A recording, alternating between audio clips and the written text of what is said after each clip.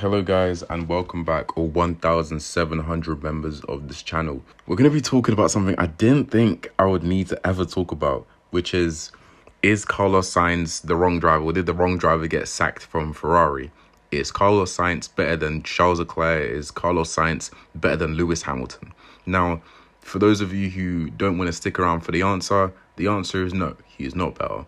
I'll detail the reasons he isn't better. I'm going to try and keep this very short and sweet. But to start off with, Carlos Sainz obviously had a great career, had a great couple of seasons at McLaren, went to Ferrari. In 2021 in Ferrari, he's level on points. He actually beat Charles. I wouldn't say he outclassed Charles, but it was very close and very competitive between them. And you're going to see that as a trend between them. Now, in 2022, in the new regulation change, if we just throw Lewis in the mix in that Mercedes is clearly third best car. At the start of the season, the Ferrari was challenging for wins, pole positions, and Carlos Sainz was not doing well. He just wasn't doing very well. Now, whilst Leclerc was trying to mount a championship charge, Charles was busy putting it into the gravel. He was busy not qualifying well, and everyone was calling for his head. And I say this because it wouldn't even be a conversation if F1 fans didn't have the recency bias of goldfish. Now, to be honest with you, the real reason I'm making this video is because I was looking on Instagram and Sky Sports themselves with Martin Brundle and Karun Chandok started to make theories as to whether Ferrari actually sacked the wrong driver. This is clearly Sky Sports saying stuff for clicks. That is the type of opinion and content I expect from terrible F1 YouTubers. Now, continuing on, in 2022, that Mercedes in which Lewis Hamilton was supposedly having one of the worst seasons, getting destroyed by George Russell and the third best car on the grid on average, clearly the third best car on the grid, he still finished 6 points behind Carlos when Carlos, at points in the season, had a championship winning car. I'm going to repeat that again. He finished 6 points behind Carlos. This isn't even a conversation I believe should be had. The only reason this conversation is being had is because, be truthful to you, F1 is kind of stale right now. And so people have to make controversies and they have to make theories to try and breathe some life into the sport, because weekend to weekend, there isn't much going on. Next week, we have another race weekend.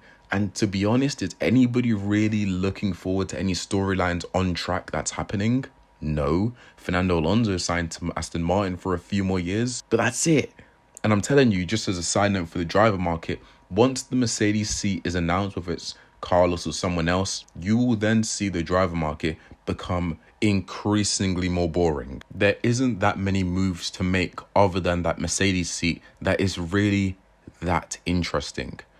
Obviously, they can make some shock moves at like AlphaTauri, but all in all, there isn't anything that's that shocking or that crazy that could happen now that Alonso is set at Aston Martin. Because let's be honest, we know they're going to keep Lance. Let's be honest, probably maybe Carlos gets a 2-year deal at Mercedes and then we look to Aston Martin. And then we look to Audi, sorry.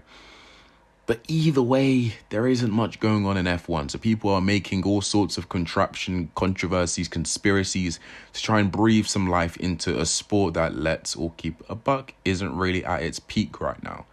Now, going back to this, in 2023, when Mercedes had the inferior car to Ferrari and nobody on this planet can debate, over the course of the season, Ferrari had the stronger car than Mercedes. Mercedes were never, apart from a couple of races, the second fastest car on the grid. Not a chance. Carlos Sainz still finished behind Lewis Hamilton. So you might be asking, why is anyone even debating this? Why? Because we've started the season, Lewis Hamilton had a bad start, Carlos Sainz has had an exceptional start, and obviously there's going to be a lot more eyes on the both because of the transfer. But there is literally no benefit to keeping Carlos over Hamilton. There is literally no benefit. If you want to tell me something about future-proofing, Hamilton can stay in the sport another 3-4 years and still keep a good pace. And you cannot guarantee me that in 4 years' time, Carlos Sainz is going to be one of the fastest on the grid. You can't guarantee me. He might be, but he might have fallen off. You never know. Last time I checked, when Carlos Sainz had a race-winning championship contending car, he couldn't hack it. He couldn't compete. And that's not a dig on him. Maybe the pressure got to him. It was one of the first times he'd ever had that in his career. But when push comes to shove and you want a race winner, you want a championship winner, Lewis Hamilton is your guy. When push comes to shove, Carlos Sainz has not been where Ferrari needed him to be. He was there in 2021 when Ferrari were not a championship winning team. In 2022, he wasn't there when they were a championship winning team. And in 2023, when they were somewhere in the middle, he got outdone by someone in an inferior car. Now, obviously, this doesn't account for Charles. Now, Charles obviously bodied him in 2022. We're not even going to talk about that. But in 2023, Charles has been on the back foot. But does that mean that he's worse? No. We've had 4 rounds. 4 rounds of 24, the longest race season ever. So I don't really mind if Charles stays behind for a third of the season, because even if you stay behind for a third of the season, you can pick up steam. In my mythical F1 drivers video, I was going to put second half Hamilton as a mythical F1 driver, because Hamilton, as you guys would know, gets better as the season goes on. He gets better results. He gets more comfortable with the car as the season goes on. And I think the same thing can be stretched to Charles Leclerc. So to judge everyone so early on in the season, it gives me the exact same impression as when people were saying Sergio Perez was going to challenge Max for a title back in 2022 or 2023. It just isn't going to happen. Maybe you get a couple of wins here or there. Maybe you look like you've got a good chance. But over the course of a season, please, give me a break. Not only that, if you want to look at the commercial side, it's not even close what Hamilton brings. Hamilton brings up Ferrari's stock price by enough to overcompensate for the money they are paying him. Not to mention the sponsors he's bringing in, not to mention the merch and everything that comes with it, every media appearance. Their marketing team are going to have a field day. So this isn't about money. This is purely about talent. And talent-wise, if you even try and make the argument that Carlos Sainz is on the same level of Lewis Hamilton because he's won a couple of races, let me remind you all that if Carlos Sainz and Lewis Hamilton switched cars today, if they switch cars today, Carlos Sainz in 5 races time will be called a mediocre driver. There is no doubt in my mind. If you put Carlos Sainz in the Mercedes, he is not getting a podium. If you put Lewis Hamilton in the Ferrari, he is getting podiums. He is getting fastest laps. He is challenging for pole position. He is doing all of that.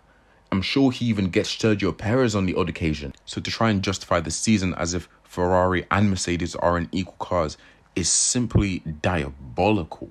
To be honest with you, I don't know where it came from. And this seems to be coming from the same type of fan. I see this in the comments all the time. There'll be a fan that says, oh, I've been watching Formula One since the 1980s. And they'll insert the worst F1 opinion you've ever seen. Look, I get it. Some fans have been watching longer. Some fans have been watching shorter. Some fans came from DTS. Some fans came from other methods. That's okay. All I do is implore all fans to look at the bigger picture and look at all drivers in the bigger picture. And in the bigger picture, Charles is the number 1 driver because he's world class, he's a lot more marketable, and he's quicker. Simple as, doesn't matter if he loses half a season or a full season, he's still quicker. Lewis Hamilton is more marketable, he is quicker, and he is more consistent. And although Carlos Sainz is having a great start to the season so far, I don't want to take that away from him. He's having a great start to the season. Let us not act like for the past 3.5 years, Carlos Sainz has been whooping Leclerc. It's been close. I would admit it has been closer than many anticipated. I even anticipated when he joined Ferrari for Charles to just wipe him every single race, but it has not been the case. But even the small margin, you can clearly see that Leclerc has the edge. Now, if you look at Silverstone, Carlos's first win, Carlos would not have won that race had Leclerc not had damage. And even with damage, Leclerc was still faster. In fact, the only reason is because Ferrari decided to ruin Charles' strategy, not putting him on softs. And you know what? With that, I think I'm done, because there is no reason for this conversation even to be happening. There is no reason for so many different conversations in F1 to be happening. But for some reason, there are YouTubers and people in the media and even in Sky Sports that will say things that are blatantly dumb and not true in the sake of spurring controversy. It's okay. This is essentially like saying because Phil Foden had a great season, he is better than Kevin De Bruyne. There is no chance. There is no chance. I'm not saying Phil Foden's a bad player, but Kevin is Kevin.